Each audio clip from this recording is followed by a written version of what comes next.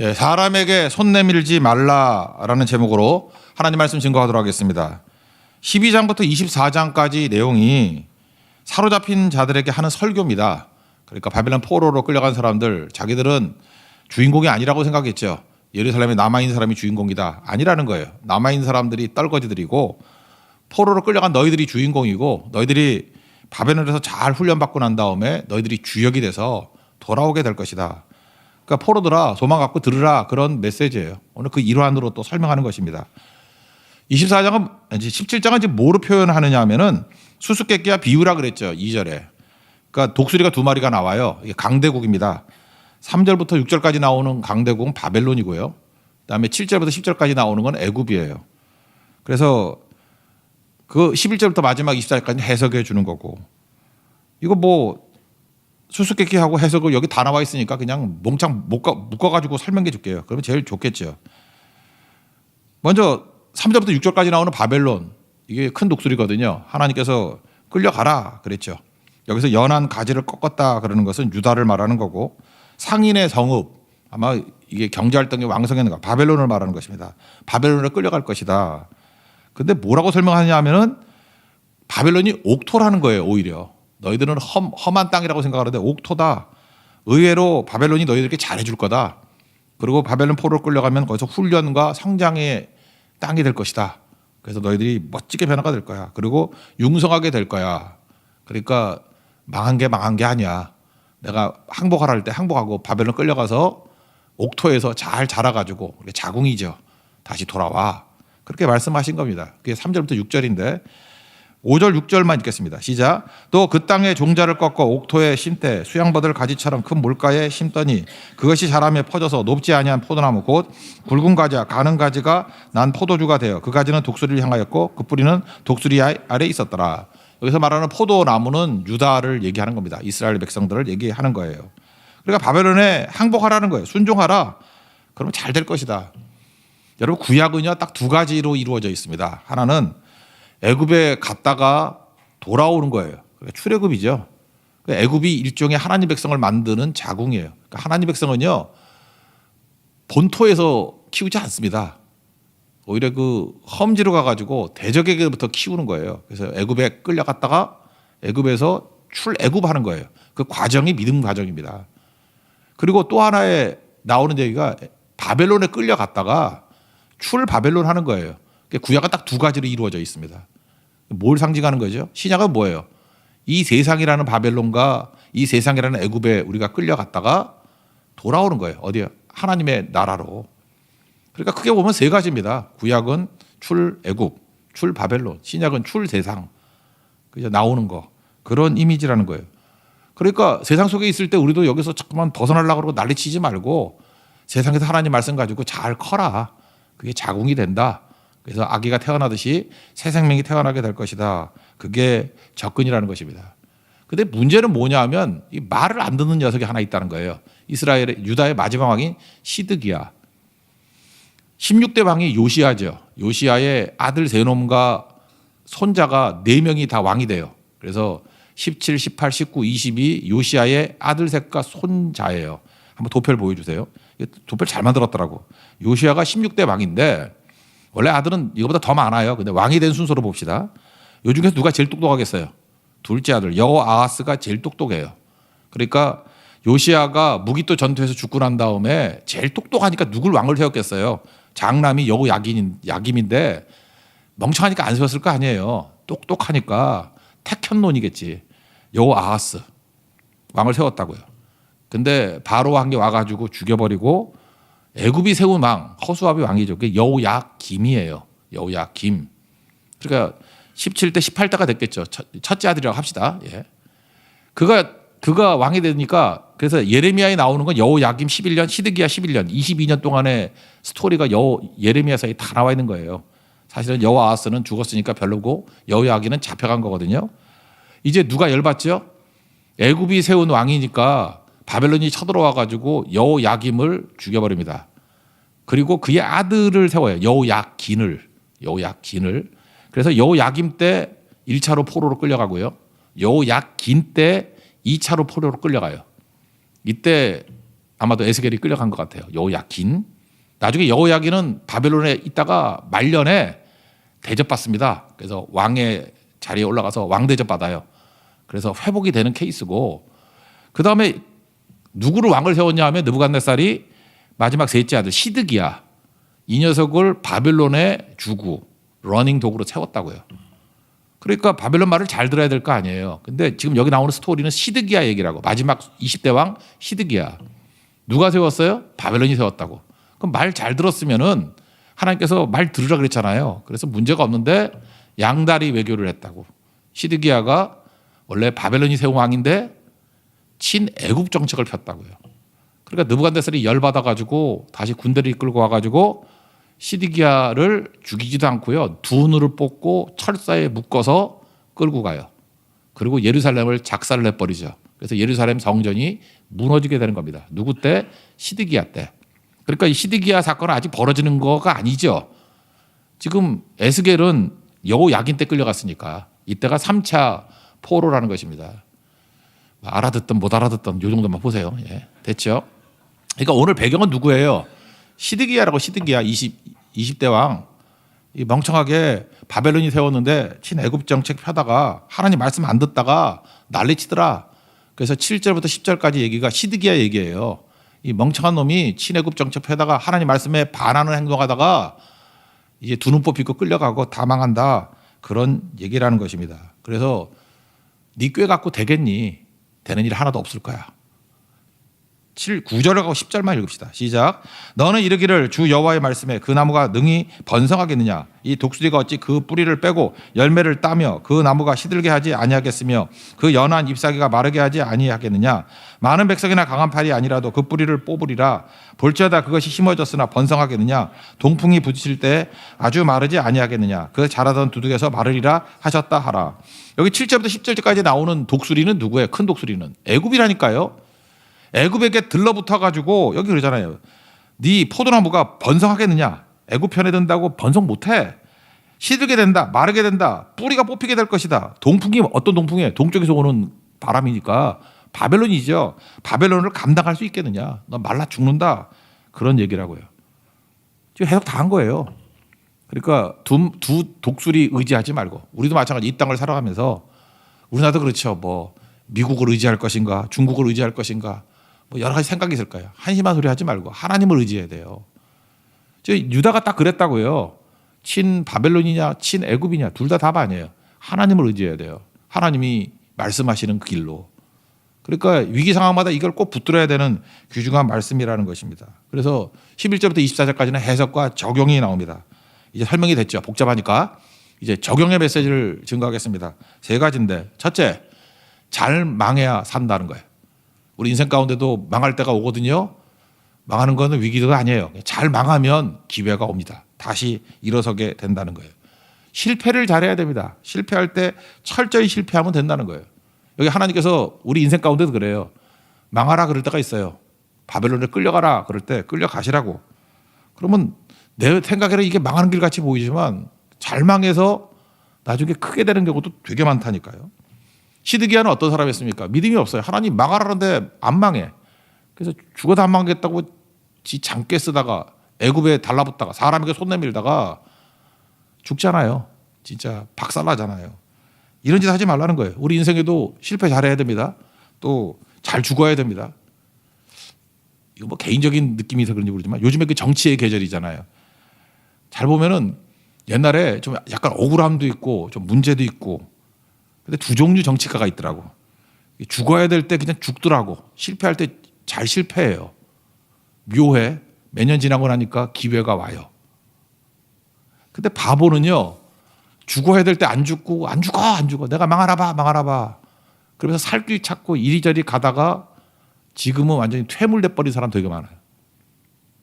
그러니까 그런 걸 보고 반면교사를 삼으라고요. 우리 인생도 마찬가지라고요. 잘 망해야 됩니다. 잘 망하면 선다라는 거예요. 시드기야는 이 망하는 법을 몰랐다는 것입니다. 그래서 깨졌다라는 거죠. 이것도 읽어야 되나? 12절부터 14절까지 한번 읽어봅시다. 해석이니까. 시작. 너는 반역하는 족속에게 묻기를 너희가 이 비유를 깨닫지 못하느냐 하고 그들에게 말하기를 바벨론 왕이 예루살렘에 이르러 왕과 고관을 사로잡아 바벨론 자기에게로 끌어가고 그 왕족 중에 하나를 택하여 언약을 세우고 그에게 맹세하게 하고 또 그 땅에 능한 자들을 옮겨갔나니 이는 나라를 낮추어 스스로 서지 못하고 그 언약을 지켜야 능히 서게 하리라 하였음이니라. 여기 13절에 나오는 그 왕족 중에 하나를 택하여 언약을 세우고 왕 세웠다. 누구예요? 시드기야 왕, 마지막 왕. 그런데 여기 14절에 그렇게 나오잖아요. 스스로 낮춰서 스스로 서지 못하고 언약을 지켜야 능히 설 수 있게 하나님께서 디자인해 놨는데 이 말씀대로 안 하고 지멋대로 애굽에 손버리다가 망했다 그런 거죠. 그래서 이겁니다. 어려움이 오면 절대로 사람에게 손 내밀지 마십시오. 자기 꾀로 못 삽니다. 어려움이 올 때 잠깐 사람이 눈에 밟혀요. 아, 내가 어려움이 있는데 누구에게 전화하면 도와줄 것 같아. 누굴 만나면 힘이 될 것 같아. 굉장히 위기입니다. 어려움이 오면 내 눈에 예수님이 보여야 돼요. 오직 주만이. 그러면 풀립니다. 그럼 보여주셔요. 갈 길을 밝히 보여주시고 엎드리면 산다는 것입니다. 잊지 마십시오. 이건 뭐 사람에 관계없어요. 사람에게 손 내밀면 망합니다. 하나님이 눈에 들어와야 돼요. 하나님께 손 내미는 종 되기를 바랍니다. 그러면 사는 거죠. 다윗도 보세요. 다윗도 망할 때 압살롬이 반역했을 때가 하나님 망하라는 거거든. 그때 철저히 겸손하고 망하잖아요. 망할 때 잘 망하죠. 시므이가 막 저주할 때도 야, 저거 보복하지 마라. 그냥 놔둬라. 잘 망하잖아요. 그때 하나님이 결국은 높여주시지 않습니까? 잘 망한 사람이 다 흥한다는 거예요. 우리 젊은이들 인생 가운데 어려움이 오거든요. 그때 말씀 붙들고 잘 망하십시오. 그럼 일어나요. 한번 생각을 해보세요. 다니엘과 세 친구들 보면은 뭐 사자굴에 들어간다든지 풀물에 들어간다든지 이런 게 일종의 망하는 거 아닌가요? 그럼 한번 생각해봐요. 시드기야 같은 생각을 하고 생각해봐요. 안 망하는 방법이 뭐죠? 누가 쳐다보고 있으면 기도 안 하면 되죠. 그럼 사자굴에 들어갈 일이 없잖아요. 안 망하려고 발버둥 쳤으면 다니엘이 다니엘 되지 못했겠죠. 그러니까 말씀 붙들고 망하면 망하리다. 죽으면 죽으리다. 가면 뒤집어진다니까요. 다니엘의 세 친구도 마찬가지 아닙니까? 그 신상에게 나 마음속으로는 하나님만 섬겨. 내가 그냥 몸으로만 그냥 신상에게 절하는 거야. 그렇게 합리화시킬 수도 있죠. 그러면 풀무불에 들어가지 않았어요. 안 망했죠. 안 망하려고 잠깐 애쓰다 보면 그게 망하는 거라니까요. 그게 뭐 성경에 나오는 이게 비유라고 생각하지 말고 우리 인생도 마찬가지라니까요. 인생에 하나님께서 우리를 성장시키기 위해서 망하게 만들 때가 있다니까. 망해야 될 때가 있어요. 잘 망하십시오. 말씀 붙들고 잘 망하십시오. 그럼 일어서게 되는 거죠. 역사상 이런 인물이 에이브라함 링컨이 그랬죠. 미국의 16대 대통령 링컨 16대가 다 좋은 것 같아요. 16대 에이브라함 링컨, 요시야 16대는 다 좋은 것 같아요. 그죠? 근데 지금 다 넘어갔으니까. 링컨은 우리 인터넷 같은 데 쳐보세요. 실패 많이 했던 사람 아니에요. 27번의 공식적인 실패가 있었어요. 이거 읽어줘야 되나? 15살에 집에서 쫓겨났어요. 가난해가지고 살던 집에서. 23살 때 사업도 일찍 했어. 사업 망했어요. 24살 때 주의회 선거에서 낙선했어요. 25살 때 또 사업 망했어요. 이때 크게 망해가지고 이 빚 갚는데 17년 걸렸어요. 25부터 17년이니까 42세까지 빚 갚는 거예요. 그러니까 링컨의 30대는 빚쟁이였어요. 26살 때 약혼자가 갑자기 죽었어요. 그러니까 링컨 옆에 있으면 불행이 계속 와. 28살 때 신경쇠약으로 입원했어요. 30살 때 주의회 의원직 선거에서 낙방했고 32세 파리도 했네. 정부통령 선거위원 출마해서 패배했고 35살에 하원 의원 낙선했고 36 하원 의원 보궐선거에 공천 탈락. 요즘에도 공천하는 시대인데 40세 하원 의원 재선거에서 낙선. 47세 상원의원 선거에서 낙선. 48세 부통령 후보 지명전에서 100표 차로 낙선. 50세 상원의원 출마해서 낙선. 이게 공식적으로 27번 낙선이에요. 미국 애들이 정리해놨어. 공식적인 링컨의 27번의 실패. 그러다가 이때 주변에 있는 사람들이 칼하고 흉기들 없애놨대. 왜? 자살할까 봐 두려워서. 너무 실패만 하니까. 50세까지 실패예요. 그래서 50세까지 안 뜨는 사람이 있죠. 이렇게 맨날 그 빌빌대는 사람. 무시하면 안 돼. 링컨이 될 수도 있어. 제 주변에도 보면은 50세까지 정말 한심하게 살던 사람인데 갑자기 떠. 언제 뜰지 몰라. 모세는 80세에 떴잖아요. 여러분 그 나이 든다고 끝나는 거 아니에요. 52세 대통령 그리고 재선됐어요. 그러면서 링컨이 이런 얘기했어요. 난 넘어진 게 아니라 잠시 미끄러졌을 뿐이다. 성공하면 뭔 소리 해도 다 명언이야. 과정에서 인격을 기르고. 그래서 링컨에서 우리도 이런 좋은 정치가 모델이 있으면 좋은데 미국 애들은요 링컨을 통해서 잘 망하는 걸 배워요. 잘 실패해야 된다. 요즘에야 뭐 미국 정치가 쓰레기지만 뭐 트럼프 나오고 막 이래서 힘들어졌지만 얼마 전까지 해도 품위가 있었거든. 왜 품위가 있었냐면 이런 좋은 모델이 있어요.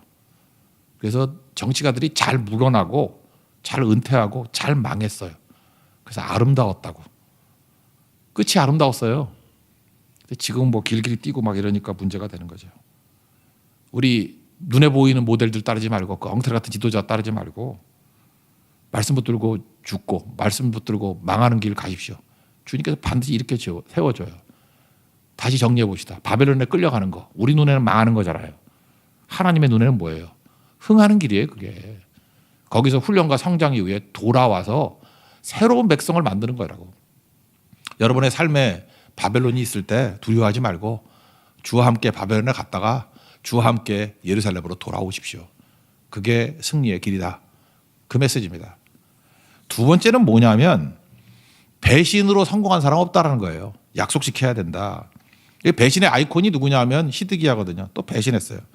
약속 지키는 훈련을 누굴 통해서 하나님이 시키느냐? 바벨론을 통해서 약속 훈련 지키는 훈련을 시키는 겁니다. 우린 그러죠. 하나님과 약속은 지켜야 되고 이 나쁜 놈과의 약속은 어겨도 돼. 그렇지 않다라는 거예요. 즉 바벨론의 느부갓네살 왕하고 하나님의 이름으로 언약을 맺었다고. 히드기야가 왕 될 때. 근데 왜 하나님의 이름을 언약을 맺고 왜 안 지키냐 그러는 거죠. 하지 말고 죽든지 약속했으면 지켜라 그런 거죠. 근데 그 약속을 저버리고 애국과 동맹으로 가잖아요. 그러니까 하나님이 그걸 뭐로 받느냐? 하나님과의 언약을 어긴 걸로 봤다라는 것입니다. 그래서 우리 인생을 배신을 근거로 디자인하면 안 됩니다. 여러분 이 젊은 사람들이 특별히 어떤 새로운 출발을 할 때 그냥 한탕 크게 배신하면 크게 될 거야. 뭐 예를 들어서 어떤 누구 밑에 있다가 뭐 식당 같은 데 그런 거 많죠. 주방장이 그래 바로 옆에다가 내가 개업할 거야. 막 그러면서 끌고 나가잖아요. 그래서 성공한 예가 없어요. 여러분 인생을 배신의 베이스를 가지고 디자인하지 마십시오. 반드시 망합니다. 그런 케이스가 압살롬도 그랬죠. 앞에서는 충성하는 척하다가 압살롬에게 제일 큰 말씀이 뭐예요? 사무엘하 15장 6절을 보니까 사람의 마음을 훔치니라. 마음 훔치는 게 무서운 거예요. 여러분들 마음 훔치면 모를 줄 알죠? 마음 훔치는 사람이 쭉 있으면 그 주변의 사람이 다 고자질해. 저 앞에서는 저러고 뒤에서는 마음을 훔치고 있다고 그냥 알고도 넘어가는 거지. 그죠? 그런다고 그거 우리 인간의 영적 존재 다 알아요. 그거 비밀을 못 지켜. 요즘에 SNS 시대예요. 그 비밀이 어딨어. 못 지켜. 옛날에도 못 지켰는데 지금이야 뭐 말할 것도 없지. 근데 바보들은 꼭 바보 짓을 해. 마음을 훔치면 되는 줄 알아. 배신하면 되는 줄 알아. 그래서 압살롬 망했죠. 다윗의 친구였어요. 아히멜렉이라고. 그것도 망하잖아요. 뭐 자살하고. 가론유다 망하잖아요. 시드기야 망하잖아요. 성경은 참 재밌어. 배신이란 말이 딱 붙는 사람 중에 제명에 산 사람 한 명도 없어. 완전 망해요. 왜? 하나님 제일 싫어하는 게 약속을 어기는 거거든. 배신. 약속을 어김. 그거 하지 말라는 거예요. 이건 뭐 쭉 해석이 나오는데 16절과 17절 읽읍시다. 시작. 주 여호와의 말씀이지라 내가 나의 삶을 두고 맹세하노니 바벨론 왕이 그를 왕으로 세웠거늘 그가 맹세를 저버리고 언약을 배반하였은즉 그 왕이 거주하는 곳 바벨론에서 왕과 함께 있다가 죽을 것이라. 대적이 토성을 잡고 사다리를 세우고 많은 사람을 멸절하려 할 때 바로가 그 큰 군대와 많은 무리 들어도 그 전쟁에 그를 도와주지 못하리라. 이거 보세요. 예루살렘 망할 때인데 바로가 와서 도와주니 도와주긴 뭘 도와줘. 입 싹 닦아버리죠. 그래서 바로를 믿고 애굽을 믿었는데 애굽은 간섭하지 않겠다. 그리고 바벨론에게 박살이 나요. 자, 1절에도 설명했지만 일본 만화 가운데 그 베르세르크라는 만화가 있잖아요. 거기서 이지영이라고 하는 거 강사 있죠. 그분이 설명해서 유명하더라. 나는 옛날에도 알고 있었는데 도망쳐서 도착한 곳에 천국이란 없다. 이게 명대사거든. 도망쳐서 도착한 곳. 그러니까 피하지 말라는 거예요. 도망쳐가지고 천국 없다예요. 도망쳐서 도착하는 곳에 천국은 없다. 이 말을 조금 비틀어서 말한다 그러면 배신해서 도착한 곳에는 천국이란 없다. 진짜 그래요. 배신해서 도착한 곳에 천국은 없어요. 그냥 지옥이에요. 그러니까 절대로 예수 믿는 사람들은 이거 하면 안 된다는 거죠. 약속 어기는 거에 대해서 어떤 방송국하고 그 네덜란드 축구팀 중에 아인트호벤이라고 있죠. 이게 뭐 이렇게 얘기를 나누다가 그 사장이 방송국 사장이 아인트호벤 사람하고 구두로 약속을 했대. 방송에 관한 거 구두로. 그냥 이렇게 중계 방송하자 얼마 하자. 우리 한국 사람들은 구두 약속은 약속이 아니라고 생각하잖아요. 그래서 사정이 생겨가지고 취소를 했답니다. 그랬더니 네덜란드 이 사람들이 굉장히 경제 동물들이거든. 유태인 같아요. 경제 동물이에요. 네덜란드 사람들이. 펄펄 뛰면서 약속을 깬 거다 그러더라는 거예요. 그래서 이 사장이 얘기하기를 아니 구두로 약속한 거 아니야. 우리 당장 이러죠. 우리 언제 뭐 계약서를 썼어? 구두로 약속한 거 아니야. 그랬더니 아인토벤에서 그러더래요. 구두로 한 건 약속이 아니냐고. 구두 약속도 약속이라고. 그러면서 이렇게 얘기하더래요. 이거 소송 걸면 100% 우리가 이긴다고. 네덜란드의 법은 주로 그렇게 되는가 봐요. 이 구두 약속도 구두 약속을 했다라는 근거만 남아 있으면은 계약서 없어도 소송에서 이기는가 봐. 다 알아봤더니 진짜 그렇더래요. 그래서 협의로 뭐 상당히 물어주고 끝났다 그런 얘기를 들었어요. 여러분 우리 좁은 풍토에서만 사는 게 아니잖아요. 약속 함부로 하는 거 아니고요. 약속 한번 지켜야 됩니다. 그러지 않으면 하나님이 기뻐하지 않는다는 거예요. 그래서 예를 들어서 뭐 반주를 한다 그러면 반주 약속도 지켜야 되고 다 나왔네. 율동 약속도 지켜야 되고 리더의 약속도 지켜야 되고 하나님과의 약속 그걸 서원이라 그러잖아요. 시편 15편 4절에 이런 말씀이 있죠. 그의 마음에 서원한 것은 해로울지라도 변하지 않으면 해로울지라도 지키래요. 서원한 거는. 근데 저는 서원 그러면 우리 뭐 서원할 때 사람 앞에 서서 막 하잖아요. 근데 그게 아니고 그 마음에 서원한 거 사람들이 알아요 몰라요? 몰라요. 자기가 하나님과 1대1만 하는 거야. 마음에 서원한 것도 내 삶에 해로움이 와. 해로울지라도 지키라. 똑같은 얘기라고 생각해요. 제가 보니까 하나님의 축복과 은혜가 임하는 사람들의 특징이 뭐냐. 하나님과 약속 잘 지키는 사람이에요. 함부로 약속하지 말고. 약속 왜 하죠? 잘난 척하려고 하잖아. 나 돋보이려고.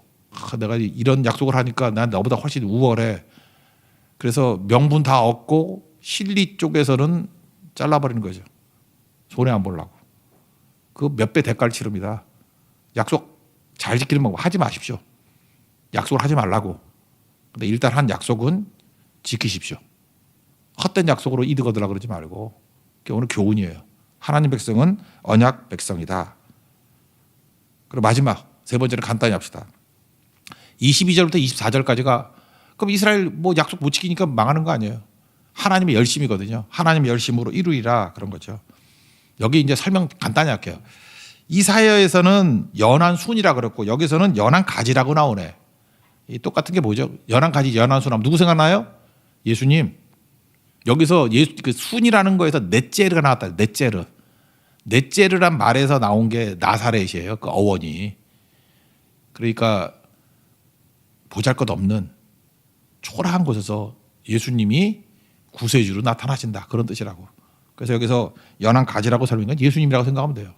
예수님이 이루시리라. 저는 제일 마지막 표현이 제일 멋있는 것 같은데 그 마지막 말이 뭐예요? 나 여호와는 말하고 이루느니라. I will do what I said. 내가 말한 것을 이룰 것이다. 하나님 말씀은 반드시 이루어집니다. 믿습니까? 그 승리를 맛봅시다. 하나님의 약속. 이거 뭐 읽고 마칩시다. 22절부터 24절까지 시작. 주 여호와께서 이같이 말씀하시되 내가 백향목 꼭대기에서 높은 가지를 꺾어다가 심으리라. 내가 그 높은 새 가지 끝에서 연한 가지를 꺾어 높고 우뚝 솟은 산에 심되 이스라엘 높은 산에 심으리니 그 가지가 무성하고 열매를 맺어서 아름다운 백향목이 될 것이요 각종 새가 그 아래에 깃들이며 그 가지 그늘에 살리라. 들의 모든 나무가 나 여호와는 높은 나무를 낮추고 낮은 나무를 높이며 푸른 나무를 말리고 마른 나무를 무성하게 하는 줄 알리라. 나 여호와는 말하고 이루느니라 하라. 여기서 연한 가지는 예수님이고 이사야 40장에 있는 거와 똑같은 거죠. 골짜기는 메워지고 산은 낮추고 뭐 그런 거 나오잖아요. 예수님이 하시는 일들이에요 이게. 예수님이 이런 사역으로 반드시 구원에 내리라. 예수님 붙들고 나가면 반드시 승리합니다. 주와 함께 승리하는 하나님의 거룩한 종 되기를 축원합니다. 자리에서 일어나겠습니다. 하나님의 열심 찬양하겠습니다.